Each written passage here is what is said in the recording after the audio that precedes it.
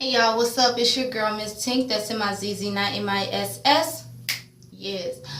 We here to talk about Love and Hip Hop Atlanta season 5, episode 13, Funny Business. I thought this was a season finale, but I'm guessing next week might be. I don't know. We don't know how the Dementor works. I don't know. Anyways, let's pretty much get into it. It was okay. It was better than last week's. I will say that, but you know what I'm saying? Filler, I guess another filler to get ready for the, season finale or whatever. I wonder, is it true that the reunion ain't gonna be played or whatever? They got fired from that big reunion fight? Because that's what I read in the blogs, but people be lying. So correct me if I'm wrong, get me together, because I think that story, something ain't right about that story.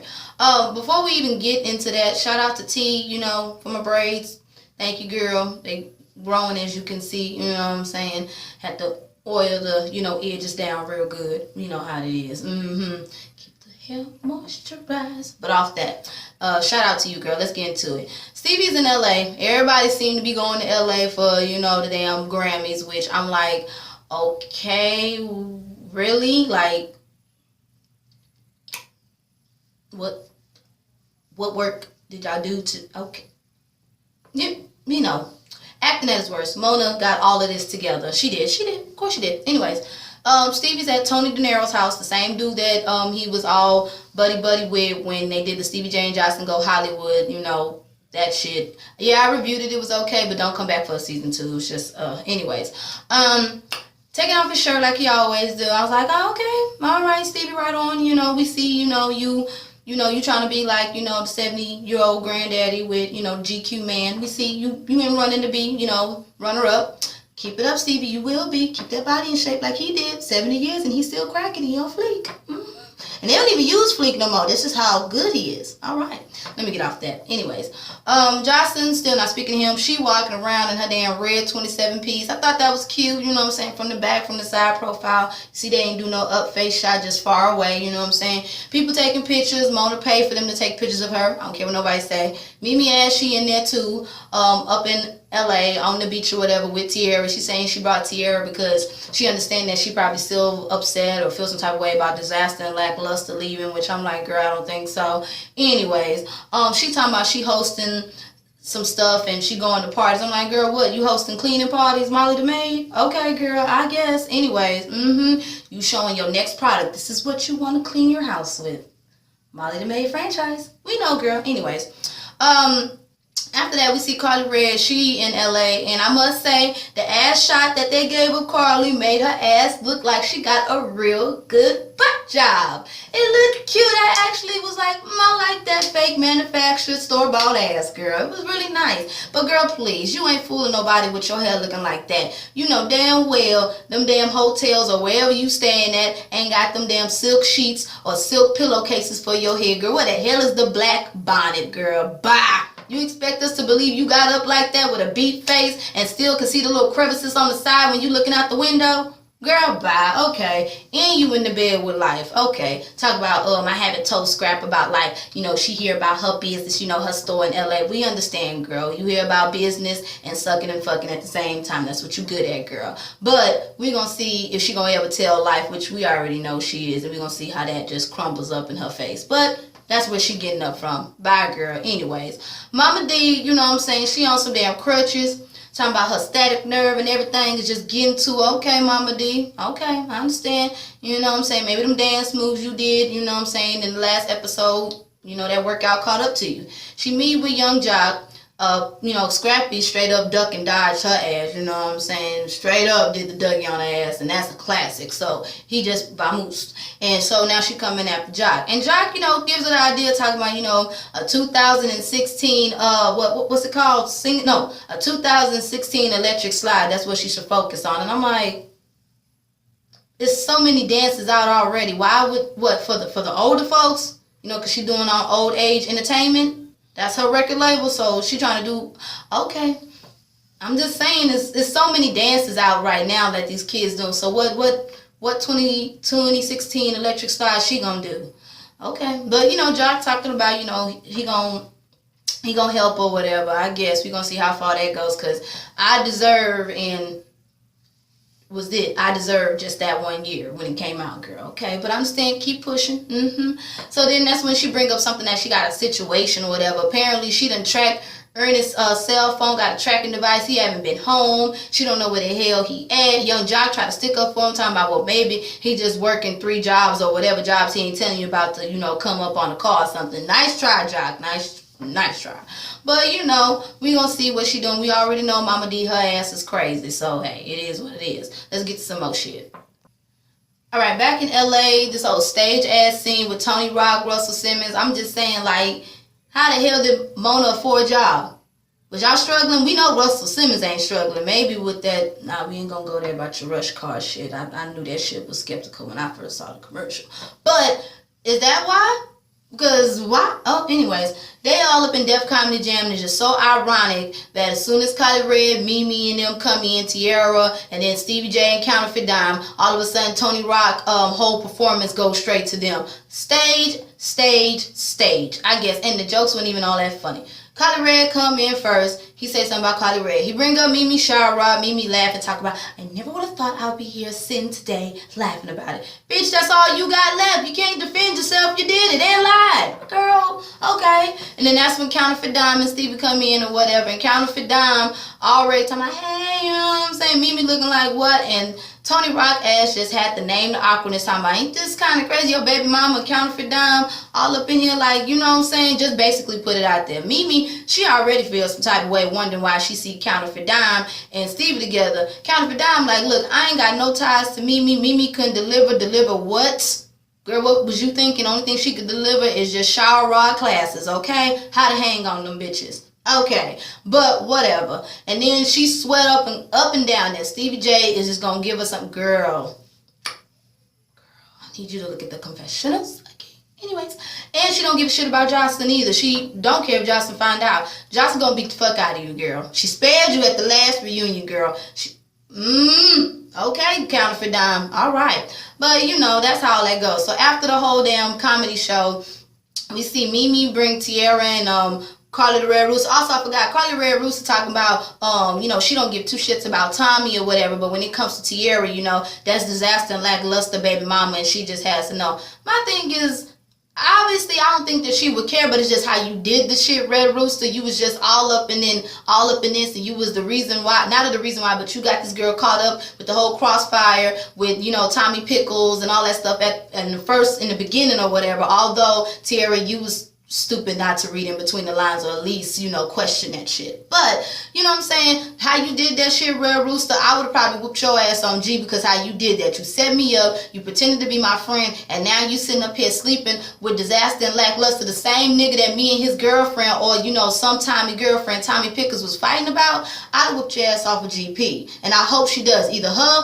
or Tommy. I hope they getting your ass, Red Rooster. I hope they make that ass deflate. Anyways, let's go and get to some more shit. So, after the whole thing or whatever, Mimi takes her ass over there with Counterfeit Dime. Not Counterfeit Dime. No, takes her ass over there where Counterfeit Dime and, Stevie was standing there. We see, her lackeys, Carly Red, and, Tierra following. My thing is, was it cold in there? Was the AC on below 0? Because Carly Red Rooster and Tierra High Beams was on fleek. Okay, I was like, damn, look at them nipples. Can somebody put the heat on? Did y'all get some hot coffee? Cause damn, y'all was, Lord Jesus, hot cocoa would do that real well to get them, them nipples to calm down. Cause y'all look like, damn, they had the AC on fleek. 0. Negative. Anyways, so, Counterfeit Dime was like, I ain't got time to be in this whole Mimi and Stevie and Jocelyn drama. Girl, please, you're lying, because you wouldn't involve yourself in it in the first place. You probably wouldn't even answer the phone call when Stevie called if you didn't want to be a part of it, when you know what happened last season. Whatever. Anyways, and you over there talking to Red Rooster about how Stevie saying he ain't married to Jocelyn on the radio, but yet you still took your ass over there to that quote-unquote meeting with, Chompers, a.k.a. Sass, nigga that chew on concrete, studio session. Girl, bye. Anyways, so they go over there and talk, because, Mimi want to talk. While Mimi over there talking to Stevie, this is when Counterfeit Dime shows Carly Red saying now, basically, life is married or whatever. And Carly Red like, oh my God, I do not mess with married men. But yet, you are messing with the girl's baby daddy that is standing right next to you.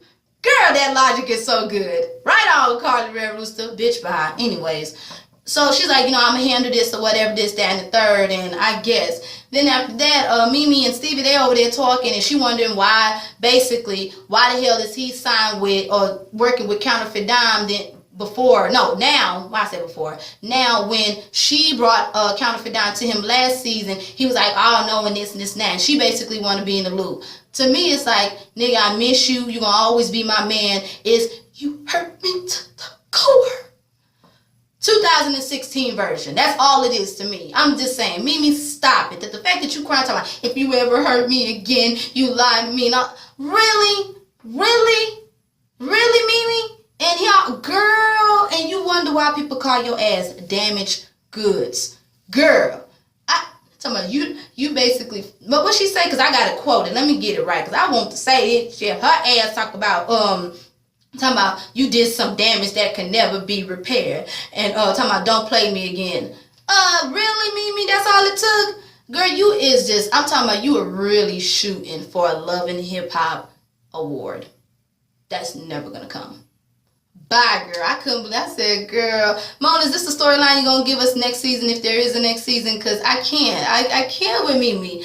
Again, Chris, I'm going to always say, if you ever see this video, kudos to you for dodging the bullet. Kudos. Anyways, off that, Mimi, Stevie talking about, give her a hug, talking about, I'm sorry, I didn't mean to hurt you, whatever. It ain't got shit to do with that type of hurt. She's sitting up there going down memory lane because she miss you and she wants your ass to come home and she miss you being at that damn house. Now that Chris done gave her ass the boot. Bitch, bye. Whatever. After that, Kirk and Rashida, why are they even still on this show? Really, like, what storyline, the only thing we hear about is D-Lo Records that to me ain't never gonna go nowhere. Okay, that's gonna stay on the D-Lo. And then we got press that we already know that's one pink slip away of getting the lights pressed off. Like, come on now. Anyways, they're going through this house or whatever. The house is finally getting done. I must say it looked better than, Chateau Cheray from the inside. We didn't see Chateau Cheray from the inside yet, so maybe. But from what I seen, it looked pretty cute. And, that's when Kelsey's talking. We hear Kelsey mosquito voice or whatever. But I'm 50-50 about how they did Kelsey. Because my thing is, it's not like you haven't been already spoiling this girl and giving this girl whatever she wants. But to sit up there and flip the script like that and not even give that girl a warning. Although she's an adult and she should have plan A and B lined up. But still, y'all could have gave her a little heads up or something if she's been relying on her dad or you, Rashida, and him for this long time. I'm just saying. To come in there to say, first of all, they building a in-home studio for D-Lo Records. Why? Like that record label is going to go somewhere, I guess. And then talking about the apartment in Buckhead or whatever, Bankhead, whatever it's at. Correct me if I'm wrong, where it's at, y'all, because I'm not from, Georgia. They giving that away too, so now they can downsize from having 3 places of rent that press cannot afford to keep the lights on in, okay, to 2, all right, and some type of in-home studio. I'm like, what? And then they push her to the side and say they don't want to sign her, which although I understand her voice ain't all of that or whatever, but you still could have basically gave her some, artists, what's it called, artist development classes. You could have did that too as well, but just to give her to the boot like y'all got some A-list stars or y'all done put out some A-list stars, bitch. Bye. We see Rashida couldn't go nowhere, still can't, okay? She barely working it with this Presto, okay? And like just do that to her, and then I'm like I said, I'm all over the place. Y'all hold on.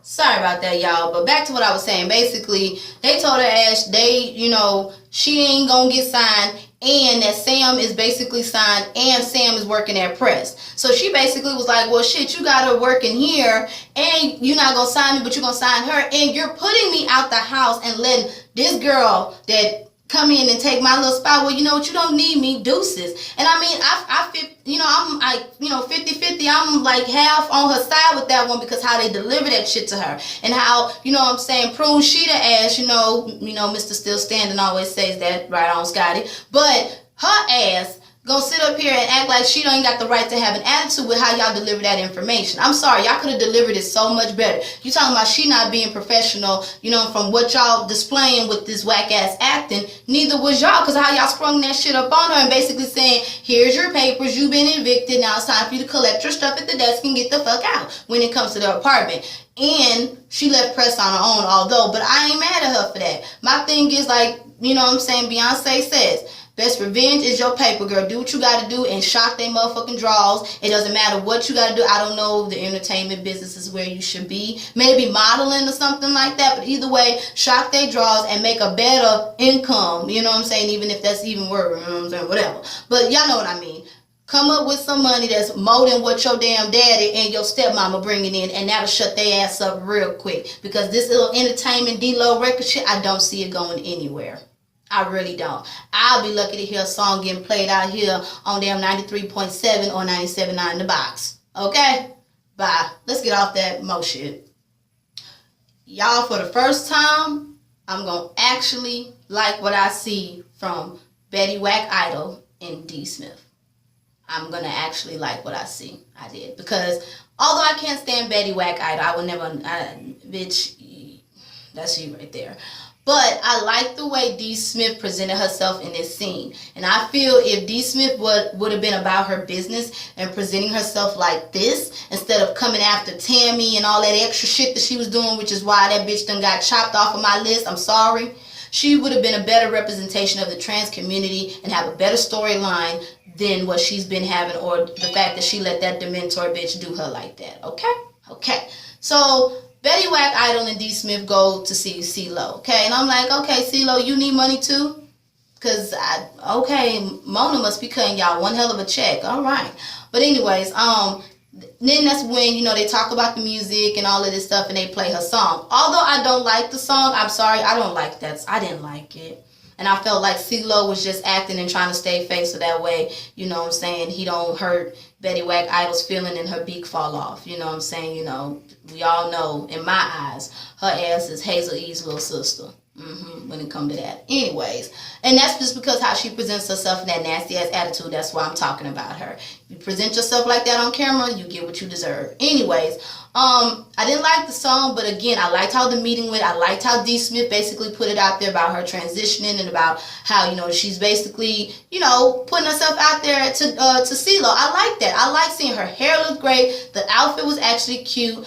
Even Betty Wack Idol, that nude outfit, that was actually kind of cute. I don't like anything else on you, but that outfit was kind of cute. I'll probably wear that, you know what I'm saying? But I thought D. Smith looked good. I like how she presented herself. I like the music. I thought that this was a better D. Smith, you know, for you. So congratulations to you, D. Smith. I'm not going to go in on you. But again, if you would have presented yourself like this in the first place, then the bitch wouldn't have had to go in on your ass, okay? Along with the other YouTube vloggers, okay? But, you know, CeeLo was like, you know, he's going to take a chance. So good luck to you, Betty Wack Idol and D. Smith. I hope y'all make some beautiful music, although I didn't care for the song and won't be purchasing it. But kudos to you and make your paper, boo. Let's get to some more shit.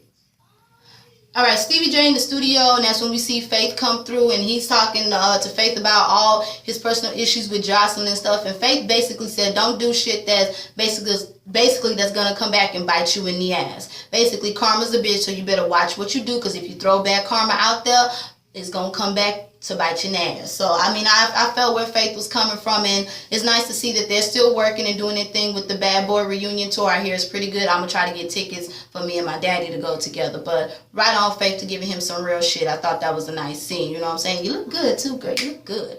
All right, next we see Pearline and Ernest. They all meeting up, and first Ernest is talking about, you know, their whole relationship thing, and then that's when we see Mama D coming up with her crutches, because, you know, her static nerve, and she coming in talking about, oh, what's going on? Basically, she came in there, said how she felt, read the shit out of Pearline and said, so just because you took a couple psychology classes, now your ass is giving out advice like you got a damn degree and you're not even qualified. Just summing it up, which is true. Some people do that. I done took some psychology classes and I still know I ain't ready and I ain't gonna try. I just listen and give you my honest opinion from my heart and from my head. Okay, that's it. All right.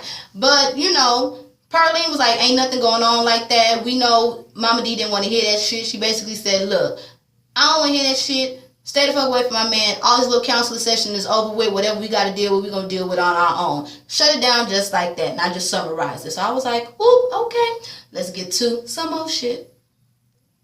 So after Mama D shut Ernest down, because, Ernest saying, the sex ain't good, money ain't good, you working 2 jobs, everything is just wrong. We see Stevie J and Jocelyn talk. Now, this was like, okay to me. They was just basically going back and forth, tit for tat. Jocelyn was like, I don't gotta apologize. Stevie J, you gonna have to apologize. Talking about I'm your boss. Straight up pimp hole talk between them two. That's the relationship they got. Talking about the hand being on her with Rick Ross and all that stuff. And I'm like, okay, and Jocelyn's like, shit, you don't do extra shit too. But Stevie J wasn't having it. So Jocelyn was like, you know what? Hey, I don't give a shit. Jocelyn pulls another wild card out of her ass, and who pops through? Tommy. Okay, she basically said, you know what, since you want to talk about you want to suck and fuck my man, I'm going to embarrass your ass and show you for the hoe you are. Now, Tommy, that ass was looking nice. Jocelyn, that ass was looking nice too. But my thing is, Tommy, you coming over there in that lingerie, what the hell did you expect was going on? Tommy over there acting all apprehensive, talking about, no, Jocelyn, I want you. That's like my uncle, Jocelyn, kudos for you for saying the word incest right, girl, okay? But, Stevie like, man, look, that's Mob's nephew's girl. I don't know how I feel about that, but, oh, Lord. They get into the pool. Then that's when Jocelyn was like, baby, get in the pool. And I ain't gonna lie, seeing both Jocelyn and, Tommy bent over ass looking nice, although I feel one is store-bought, a.k.a. Jocelyn, and one is real, a.k.a. Tommy. I feel that way, but I could be wrong. They both could be store-bought. Anyways, we know Jocelyn is. But they look cute, I was looking like, okay. And Stevie was like, man, like he couldn't handle. I don't care what nobody say. I feel when them damn cameras went off, Stevie went in there and delivered, okay? He delivered in his normal Stevie J and Jocelyn fashion. But, Tommy was like, look, I was just playing about Stevie, you know what I'm saying? I'd rather do Jocelyn, though. So we don't know how that went down. But they ran to the room, and Jocelyn was like, look, I can do what I need to do. Stevie is wrapped around my finger. I can bring my man treats, and this is how we gonna get down. And I'm like, okay, so what was solved out of the conversation? You still gonna do what you do? Are y'all still together? We don't know. Again, acting at his worst. But like everybody see on social media, them two motherfuckers, one day they on, the next minute they off. We don't know. Anyways, let's get to some more shit. Okay, so I already talked about the whole thing about, Kelsey walking off or whatever. And like I said, I'm 50-50 about it because how they delivered that was BS. I don't care what nobody say. I would have an attitude, too, with how y'all did all that or whatever. And, Kelsey walked out of the press store before they pressed the lights off. And after that, we see basically Carly and Life meeting up or whatever. Carly, the skirt was kind of cute. Alpha was kind of cute, though. It was kind of cute. Life basically already knew what it was. He knew all about the whole thing about the chick being married or whatever, and he basically clocked on that, talk about, yeah, I know what's in there, and I know what she said, which ain't like that. Then hit her with the whole, disaster and lackluster situation. Hey, Carly Red Rooster, bitches is why I don't like you. You ain't no real bitch. You lied. You lied because he caught you in your shit, okay? He already knew what it was. He ain't got time for that. He showed her that ring and her ass fell the fuck out. It's like she went straight from real life to wooden boy form and click, straight up mannequin. I was like, damn, do your head hurt? How many times did you fall like that to get it right? I know you didn't fall just one time. Then again, maybe she did because how she fell, ooh. Was that weave padded on or, sewed in right? Did you have enough padding on with that weave, girl? Damn. But, that's basically how he ended and it went off or whatever. So, I was like, okay, we're going to see how next week is because it looked like he did another Benzino on Carly Red ass, basically opened up the ring and then took it back on her ass. We don't know, although the ring was nice. And I don't feel bad for Carly Red Rooster. I hope he did it to her because, bitch, you gonna sit there and lie to this man's face like he don't already know what the fuck you doing. You still lied. Talk about he checked up on me and I wasn't feeling well, got a hotel. Really? And he got, so a random nigga get you a hotel and all of this shit. I'm just summarizing. Girl, bye. But that's pretty much how it went, y'all. I'm Miss Tink, that's M-I-Z-Z, not M-I-S-S. The channel is Natural Pose Sister TV. Hope everybody had a happy 4th of July. My ass worked, got that holiday pay. Thank you, Jesus. It's all because of you. And I hope everybody have a blessed week throughout this week. No pole training this week, so now I can get back to editing and doing what I need to do and going to work. Deuces, y'all. Stay blessed. Bye.